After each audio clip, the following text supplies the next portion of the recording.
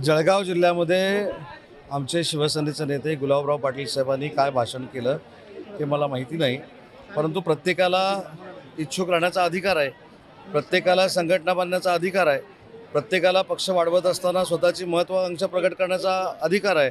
आणि त्याच भावनेतनं गुलाबराव पाटील साहेब जर बोलले असतील त्याच्यामध्ये काय वावगं आहे? काही वावगं नाही.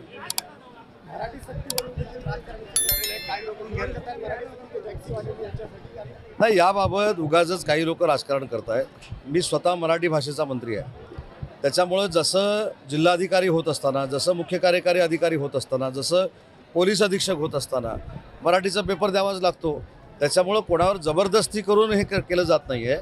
तर जे रिक्षावाले आहेत, जे टॅक्सीवाले आहेत, त्यांना देखील प्रामाणिक मराठी बोलता यावं ही भूमिका जर परिवहन मंडळाची असेल तर त्याचं उगाचच राजकारण करू नये. आणि दुसरी महत्त्वाची गोष्ट अशी आहे की त्यांना स्वतःहून शिका असं काही परिवहन मंडळ सांगत नाही, ते स्वतः देखील शिकवायला तयार आहेत. परंतु जो महाराष्ट्रामध्ये राहतो त्याला मराठी आली पाहिजे असं जर प्रताप सरनाईक म्हणाले असतील तर त्याच्यामध्ये वावगं काय? परंतु एक महत्त्वाची भूमिका अशी आहे की जो गैरसमज अमराठी लोकांमध्ये पसरवला जातो आहे तशा पद्धतीची नक्कीच शिवसेनेची आणि परिवहन विभागाची भूमिका नाही.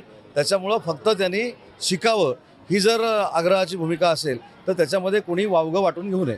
भावेश्वर बाबांनी जे काही विधान केलं त्याच्या अनुषंगाने काय सांगता? मी काल देखील याच्यावर सांगितलं की छत्रपती शिवाजी महाराज, छत्रपती संभाजी महाराज यांच्याबद्दल कुणी जरी, म्हणजे मी देखील वावगं बोललो किंवा अन्य कोणी मोठ्यात मोठ्या व्यक्ती वावगी बोलली तर ते काही योग्य ठरणार नाही.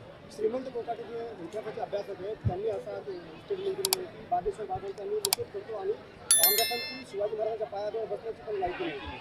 नाही, महत्त्वाचा मुद्दा असा आहे की कोण काय बोललं त्याच्यावर मी स्टेटमेंट देण्यात काही अर्थ नाही.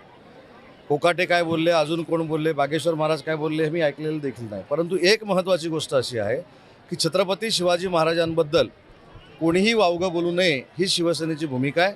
छत्रपती संभाजी महाराजांबद्दल कुणीही वाईट बोलू नये एवढीच आमची भूमिका आहे आणि ती स्पष्ट आहे. मुखेडला जी MIDCची मंजुरी दिलेली आहे त्याबाबत काय आज वर्तमानपत्रांमध्ये बातम्या आहेत की मुख्यमंत्र्यांनी MIDCसाठी मुखेडच्या मंजुरी दिलेली आहे आणि जवळपास 45 हेक्टर जागा संपादित केली जाते. काय खरी? नाही, MIDC या जिल्ह्यामध्ये जर नांदेड जिल्ह्यामध्ये जर बघितलं तर अनेक ठिकाणी होते.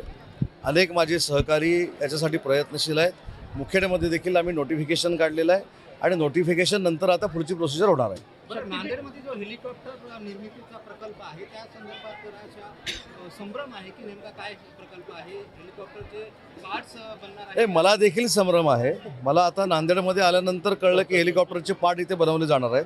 मला आता हेमंत पाटील साहेब म्हणाले की तुम्ही काय आता हेलिकॉप्टर बनवता का MIDC मार्फत? तर आतापर्यंत नांदेडचं विमानतळ हे MIDCकडे हे मला माहीत होतं, परंतु आम्ही ते वापरायला आता महाराष्ट्र विमान प्राधिकरणाकडे दिलेलं आहे.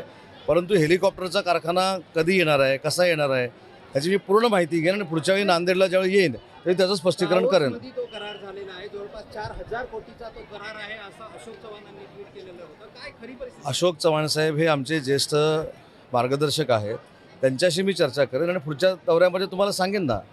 परत एकदा टायगर ऑपरेशन टायगरची चर्चा झाली. काय नेमकं खरं होणार आणि आता सामूहिक विवाह सोहळ्याला आलेलो आहे, त्याच्यामुळे टायगर ऑपरेशनवर चर्चा न केलेली बरी.